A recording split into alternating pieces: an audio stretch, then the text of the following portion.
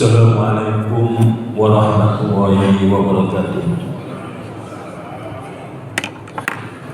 Alhamdulillah wa syukurillah wassalatu wassalamu ala rasulillah.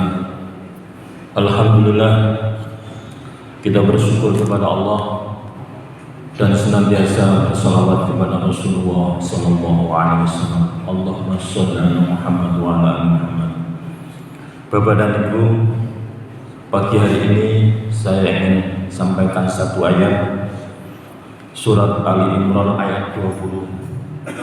Semua ayat-ayat Allah yang ada dalam Al-Quran adalah merupakan petunjuk bagi kehidupan kita, baik sebagai manusia, khususnya sebagai orang yang beriman. A'udzubillahi minasyaitonir rajim. Fa in hajuka faqul aslamtu wajhiya lillahi wa man ittaba'ani wa qul lil ladzina utul kitaba wal ummiyina aslamtum fa in aslamu faqad ihtadaw wa in tawallaw fa inna ma'alikal balagh wa huwa basyirun bil ibad. Surat Ali Imran ayat 30. Kemudian jika mereka membantah engkau Muhammad, katakanlah, aku berserah diri kepada Allah, dan demikian juga orang-orang yang mengikutiku. Dan katakanlah kepada orang-orang yang telah diberi kitab dan kepada orang-orang yang buta huruf, sudahkah kamu masuk Islam? Jika mereka masuk Islam, berarti mereka telah mendapat petunjuk.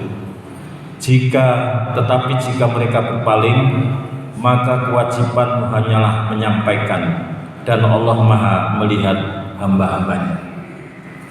Ayat ini luar biasa, dan memang semua ayat-ayat Allah itu adalah luar biasa.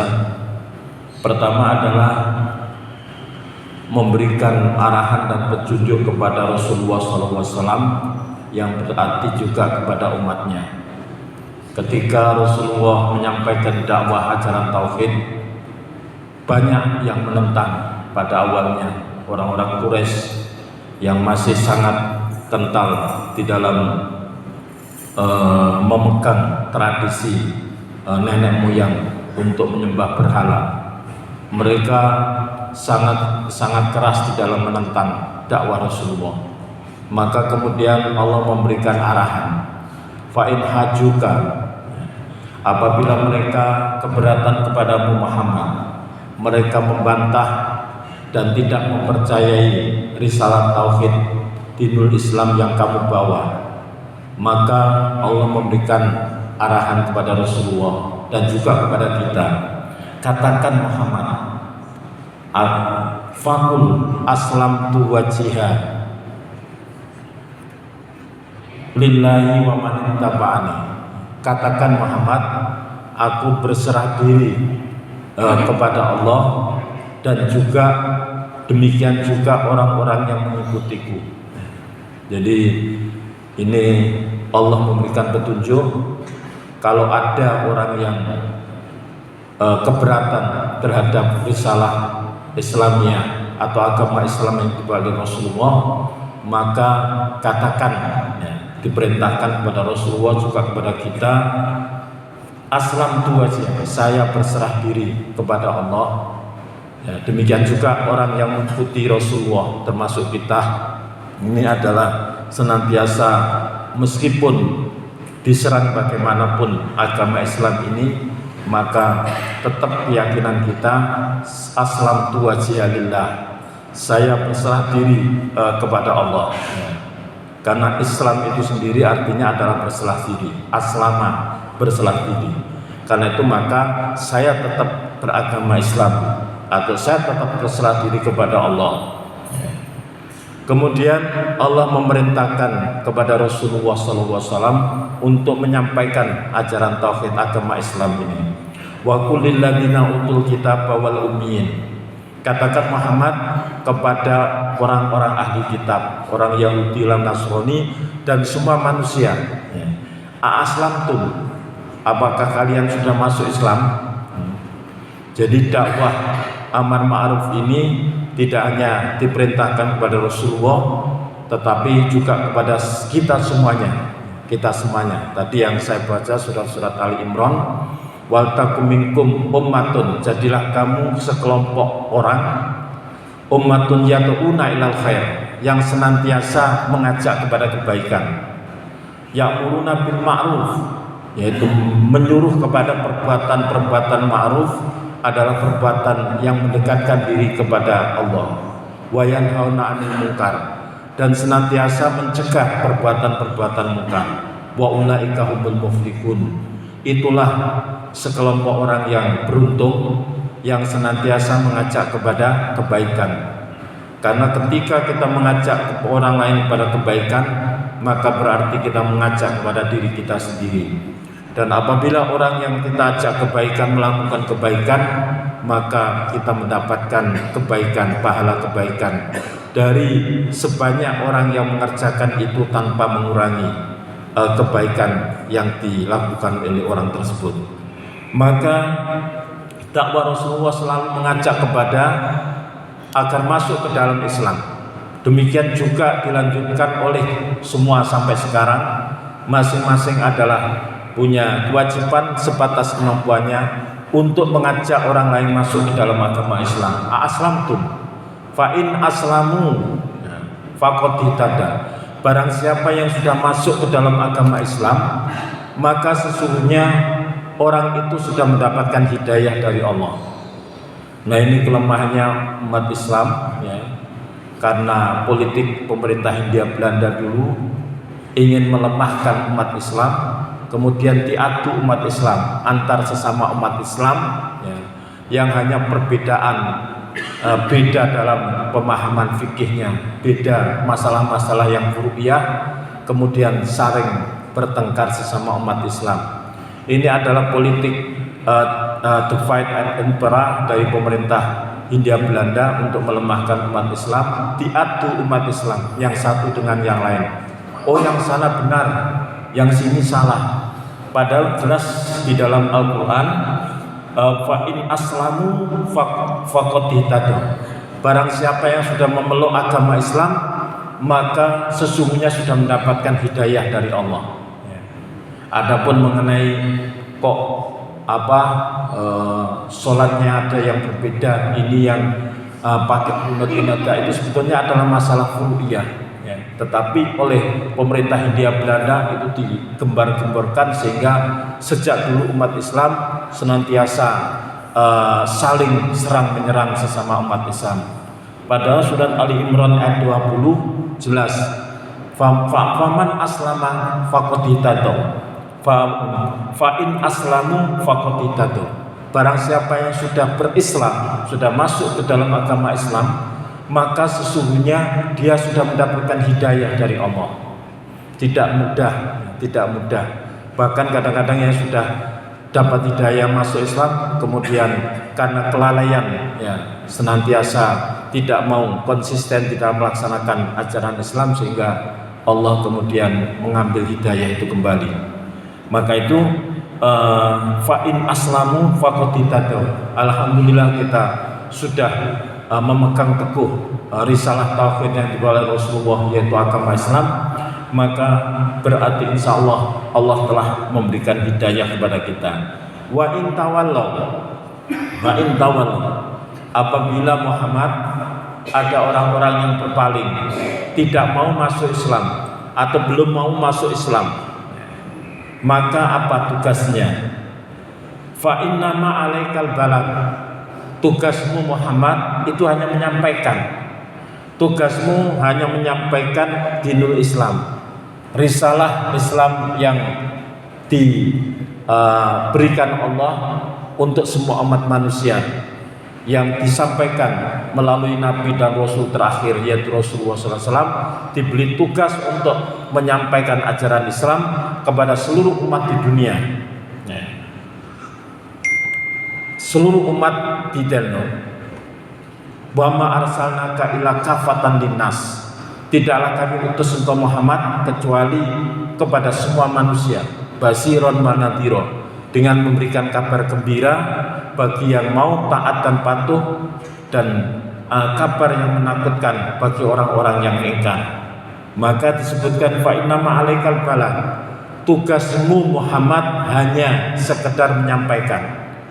Jadi tugas kita adalah untuk menyampaikan, ya. Maka itu Quran itu ekstrim, ya. Bahkan istrinya Nabi Nuh, istrinya Nabi Lut, anaknya Nabi Nuh, bapaknya Nabi Ibrahim, ekstrim-ekstrim itu tidak berislam, ya. Belum mendapatkan hidayah Islam. Padahal orang-orang yang sangat dekat dengan Rasulullah, dengan Rasul Allah, ya. Tapi belum mendapatkan hidayah dari Allah. Maka itu fa innama alaikal balagh, memberikan bebungah kepada Rasulullah. Kalau ada orang yang belum masuk Islam, tidak apa-apa. Tugasmu itu hanya menyampaikan risalah Islam. Tugasmu hanya fa innama alaikal balagh. Maka diulangi oleh Rasulullah SAW, wa ma alaina illal balagul mubin. Kalau tadi di dalam ayat ini Allah memerintahkan tugasmu Muhammad hanya menyampaikan, maka kemudian Rasulullah menyampaikan, ya, di dalam Al-Quran, wa ma alaina illal balagul mubin. Tugas kami itu adalah hanya menyampaikan dengan jelas. Wa ma alaina illal balagul mubin. Tugas kami hanya menyampaikan secara jelas. Karena itulah maka tugas kita adalah untuk menyampaikan. Adapun masalah hidayah itu adalah hak prerogatif Allah Subhanahu wa taala. Barang siapa yang sudah berislam, maka sesungguhnya sudah mendapatkan hidayah dari Allah. Wallahu basirun bil ibad, dan sesungguhnya Allah Maha melihat hamba-hambanya. Jadi Allah Maha melihat dimanapun hamba-hambanya berada, maka senantiasa di dalam penglihatan Allah Subhanahu wa taala. Allah Maha mengetahui, Maha mendengar, Maha melihat apa yang dilakukan oleh hambanya. Sehingga salah satu nasihat daripada Luqman, ya bunayya innaha in takum misqala habatin min khardalin fatakun fi sakhratin aw fis samawati aw fil ardi ya'ti bihallah. Wahai anakku, berbuatlah kebaikan. Dimanapun kebaikan itu kamu buat, sekecil apapun, di langit, di bumi, di bawah batu, maka Allah Maha melihat. Allah akan memberikan apresiasi terhadap apa yang dilakukan. Fa may ya'mal misqala dzarratin khairan yarah wa may ya'mal misqala dzarratin syarran yarah. Sekecil apapun perbuatan baik akan dibalas dengan kebaikan, dan sekecil apapun perbuatan tidak baik akan dibalas dengan tidak baikan. Kemudian ditegaskan lagi dalam surat Al-Isra ayat 15. Karena Al-Quran itu menyambung, ya. Ayat surat Al-Isra ayat 15. Man ihtada fa innama yahtadi li nafsi wa man dhalla fa innama yadillu 'alaiha wa la taziru waziratun wizra ukhra wa ma kunna mu'adzibina hatta nab'atsa rasula. Barang siapa berbuat sesuai dengan petunjuk Allah, barang siapa yang berbuat sesuai dengan petunjuk Allah, maka sesungguhnya itu untuk keselamatan dirinya sendiri. Dan barang siapa tersesat, maka sesungguhnya kerugian itu bagi dirinya sendiri. Dan seorang yang berdosa tidak dapat memikul dosa orang lain. Tetapi kami tidak akan menyiksa sebelum kami mengutus seorang Rasul. Jadi di dalam surat Al-Isra ayat 15 ini Allah menegaskan tadi, orang yang sudah berislam sesungguhnya sudah mendapatkan petunjuk. Barang siapa yang mendapatkan petunjuk dan melaksanakan sesuai dengan petunjuk itu, maka sesungguhnya untuk kepentingan dirinya sendiri. Kalau kita melaksanakan sholat, maka sholat itu sebetulnya untuk diri kita sendiri. Orang itu sholat atau tidak berpengaruh sama sekali bagi Allah, tetapi pengaruhnya adalah untuk dirinya sendiri. Allah mewajibkan orang-orang yang beriman untuk melaksanakan sholat, tapi sholat atau tidak itu tidak pengaruh bagi Allah Subhanahu wa ta'ala. Kalau seseorang itu sholat atau seorang itu muslim, maka tidak menambah kemuliaan Allah. Kalau seseorang itu berbuat maksiat atau tidak melaksanakan sholat, maka tidak mengurangi kemuliaan Allah. Karena itu maka man ihtada fa innama yahtadi li nafsi. Barang siapa yang mendapatkan hidayah dari Allah, maka sesungguhnya hidayah itu adalah untuk keselamatan dirinya sendiri. Barang siapa yang berbuat sesuai dengan petunjuk, ya, petunjuk agama, melaksanakan syariat agama, maka sesungguhnya apa yang dilakukan itu adalah untuk kepentingan sendiri, bukan untuk kepentingan Allah. Dan barang siapa tersesat, maka sesungguhnya kerugian bagi dirinya sendiri. Barang siapa yang berbuat maksiat, maka sebetulnya itu adalah kerugian untuk dirinya sendiri. Barang siapa yang berbuat kebaikan, maka sesungguhnya kebaikan itu untuk dirinya sendiri. Ini surat Al-Isra ayat 15. Kemudian wala taziru wazinatan bizra ukhra. Ya. Orang yang berdosa tidak dapat memikul dosa orang lain. Jadi masing-masing itu nanti akan datang di hadapan Allah dengan membawa apapun yang sudah dilakukan di dunia ini, kebaikan dan kejelekannya, dan ada hakim yang maha adil, yaitu Allah Subhanahu wa taala, yang memberikan keadilan bagi masing-masing kita. Masing-masing kita diciptakan oleh Allah, masing-masing punya sejarah kehidupan sendiri-sendiri. Sejarah kehidupan sendiri-sendiri, ya, masing-masing punya riwayat kehidupan sendiri-sendiri, dan kemudian apapun yang dilakukan selama kehidupan kita ini nanti akan kita pertanggungjawabkan di hadapan Allah Subhanahu wa taala. Karena itu wala taziru waziratun wizra ukhra. Seseorang tidak bisa menanggung orang lain, baik itu dosa orang lain. Wa ma kunna mu'adzibina hatta nab'asa rasulah. Inilah kenapa Allah Subhanahu wa taala mengutus setiap umat itu para nabi dan rasul untuk menyampaikan ajaran tauhid, agar supaya nanti tidak ada alasan bagi seseorang ketika seorang itu berbuat kejahatan, kemudian Allah memberikan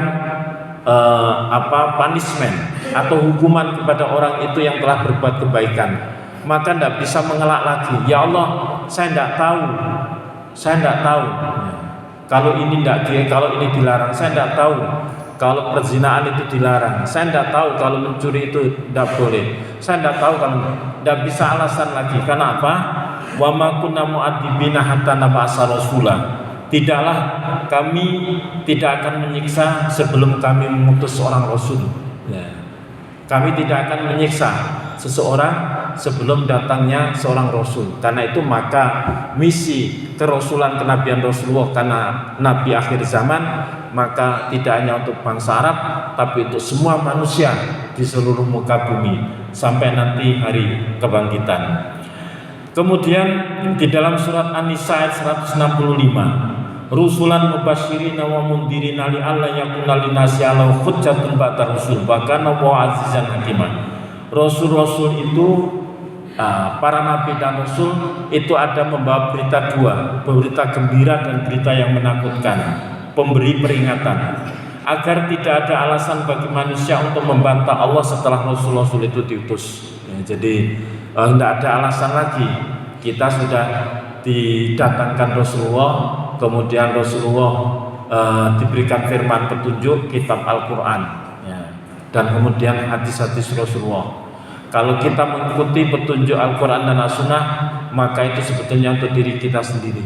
Kalau kita tidak mengakui atau tidak maka itu adalah kesalahan. Bagaimana kalau kita tidak tahu? Itu salah kita sendiri. Ya, kita kenapa tidak mempelajari kitab petunjuk itu? Ya. Karena itulah maka kewajiban seorang Muslim adalah untuk senantiasa belajar, mempelajari taraktu fikum amrain lan tadillu ma tamassaktu bihima, kitab Allah wa sunnat Rasul. Bapak dan Ibu, karena itulah maka hidayah yang nikmat yang paling besar dalam kehidupan kita ini tetap kita pertahankan dengan dua cara. Yang pertama adalah dengan senantiasa semaksimal mungkin menjalankan apa yang diperintahkan dan semaksimal mungkin menjauhi apa yang dilarang. Dan yang kedua adalah dengan senantiasa terus-menerus berdoa. Di dalam sholat ada 8 hal yang kita minta, dan setelah sholat ada 10 permohonan yang prinsip untuk mendapatkan kebahagiaan hidup di dunia dan di akhirat. 8 dan 10. Di dalam sholat ketika kita sujud kemudian duduk di antara dua sujud, maka 8 permohonan yang kita minta. Rabbi firli warhamni wajburni warfa'ni warzuqni wahdini wa'afini wa'fu anni. Ini adalah 8 permohonan untuk kebahagiaan hidup di dunia dan di akhirat. Rabbi firli, ya Allah ampunilah saya. Warhamni, berikanlah saya rahmat. Karena orang masuk surga itu bukan semata-mata karena amal-amalnya, tetapi adalah karena rahmat Allah. Sebagaimana tadi surat Ali Imran yang saya baca, fa fi rahmatillahi fi khalid, dengan rahmat Allah mereka dimasukkan ke dalam surga. Karena itulah kita minta rahmat Allah, kita minta ampunan. Rabbi firli, ya Allah ampunilah saya. Warhamni, berikanlah saya rahmat. Karena dengan rahmat ini kita dimasukkan dalam. Wa rabbi firli warhamni wajburni, ya Allah tutupilah kekurangan kami. Manusia tidak ada yang punya kelebihan, mesti ada kekurangan-kekurangannya. Kita minta kekurangan kita ditutupi oleh Allah. Karena begitu dibuka sedikit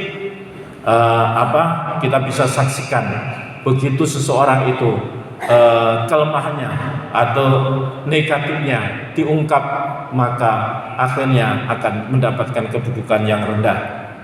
Karena itulah kita minta selalu untuk Allah menutupi, menyempurnakan sehingga kekurangan itu menjadi baik, ditutupi dan menjadi baik. Rabbi firli warhamni wajburni warfa'ni, ya. Tinggikanlah derajat kita, derajat kami, ya. Kita minta derajat kita ditinggikan di hadapan Allah. Warfa'ni warzuqni, kita minta rezeki. Jadi setiap sholat itu kita minta rezeki dari Allah. Meskipun kita sudah usaha, tapi tetap dibantu dengan doa. Karena itulah ikhtiar dan doa ini adalah gabungan. Ikhtiar dan doa baru kemudian kita tawakal, kita serahkan kepada Allah. Karena itu maka warzuqni, setiap sholat kita minta rezeki dari Allah. Warfa'ni warzuqni wahdini, berikanlah kami hidayah.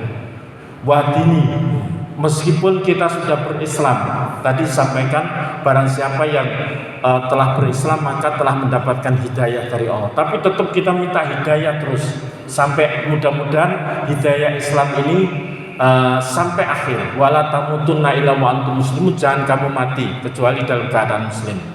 Wa'afini, kemudian yang ketujuh wa'afini, kita minta agar supaya diberi kesehatan. Karena kita akan mendapatkan kebahagiaan apabila sehat jasmani dan rohani. Karena itulah maka di dalam sholat kita senantiasa minta wa'afini, wa'fu anni, ampunilah saya. Ini 8 permohonan kebahagiaan dunia dan akhirat, yaitu kecukupan rezeki dan kemudian kesehatan badan, dan kemudian kita diampuni dosa-dosa kita, diberi kedudukan yang tinggi di hadapan Allah Subhanahu wa taala. Ini diberikan hidayah dan petunjuk dalam setiap hidup dan kehidupannya. Setelah sholat maka juga kita Rabbana, kita minta kepada Allah, ya Allah berikanlah kami, ya, agar supaya diberikan 10, yaitu kita diberikan agar supaya kita Allahumma fin Rabbana dolamna anfusana wa inam tamfinana wa tarhamna lanakunana minal khasirin. Ya Allah kami mendolimi dirinya sendiri. Allahumma inna nas'aluka salamatan fiddin. Ini 10 permohonan setelah sholat. Kalau tadi di dalam sholat 8, maka di dalam setelah sholat kita minta 10. Allahumma inna nas'aluka salamatan fiddin. Pertama adalah ya Allah kami minta kepadamu, Allahumma inna nas'aluka salamatan fiddin, keselamatan di dalam agama, ya. Keselamatan dari godaan-godaan. Betapa banyaknya godaan-godaan yang setiap saat datang kepada kehidupan kita, agar supaya menggoyahkan iman kita, maka kita Allahumma inna nas'aluka salamatan fiddin pertama, wa'afiatan fil jasad, kita minta lagi setelah sholat agar supaya diberikan kesehatan. Karena itu kalau orang muslim insya Allah kalau kita sungguh-sungguh maka akan diberikan kesehatan. Allahumma inna nas'aluka salamatan fiddin, yang pertama, wa'afiatan fil jasad, wa ziyadatan fil ilmi, Ya Allah, berikanlah kami tambahan ilmu, karena orang mukmin sepanjang hidupnya diperintahkan untuk senantiasa belajar. At-ta'allumu minal mahdi ilal lahdi. Belajar itu dalam konsep Islam mulai dari ayunan sampai ke liang kubur. Karena itu waziyatatan fil ilmi, ya Allah berikanlah kami tambahan ilmu. Waziyatatan fil ilmi wa barakatan fil rizqi. Jadi kita tidak hanya minta rizki dari Allah, tapi rizki itu membawa keberkahan bagi hidup dan kehidupan kita, bagi keluarga kita, bagi anak-anak kita. Wa barakatan fil rizqi, yang keempat. Wa taubatan qoblal maut, kita minta agar supaya bisa taubat sebelum datang kematian. Wa taubatan qoblal maut, wa rahmatan indal maut, diberikan rahmat di dalam kematian. Wa rahmatan indal maut, wa maghfiratan ba'dal maut, dan diampuni setelah kita meninggal. Wa maghfiratan ba'dal maut. Allahumma hawwin alaina sakaratil maut. Ya Allah, mudahkanlah kami di dalam menghadapi sakaratul wan najata minan nar, dan selamatkanlah kami dari siksa api neraka, wal afwa indal hisab, dan ampunan setelah pada waktu dihisab. Luar biasa doa yang diajarkan oleh Rasulullah dan doa yang wajib kita baca di dalam sholat. Ada 8 permohonan untuk kehidupan kita, kebahagiaan dunia dan akhirat di dalam sujud, duduk di antara doa sujud. Kemudian setelah sholat itu kita dianjurkan untuk meminta 10 permohonan, paket komplit baik untuk kebahagiaan kita di dunia dan kebahagiaan kita di akhirat. Bapak dan Ibu, saya kira seperti ini, mudah-mudahan tetap kita usaha untuk meskipun sudah diberikan hidayah dengan masuk Islam, tapi Allah wanti-wanti wala tamutunna illa wa antum muslimun, jangan kamu mati kecuali dalam keadaan muslim. Kita pertahankan hidayah yang sudah diberikan Allah ini dengan 2 cara, yaitu dengan melaksanakan risalah perintah dan menjauhi larangannya, dan kemudian dibantu dengan senantiasa berdoa kepada Allah. Mudah-mudahan Allah memberikan hidayah sampai akhir kehidupan kita husnul khotimah. Assalamualaikum warahmatullahi wabarakatuh.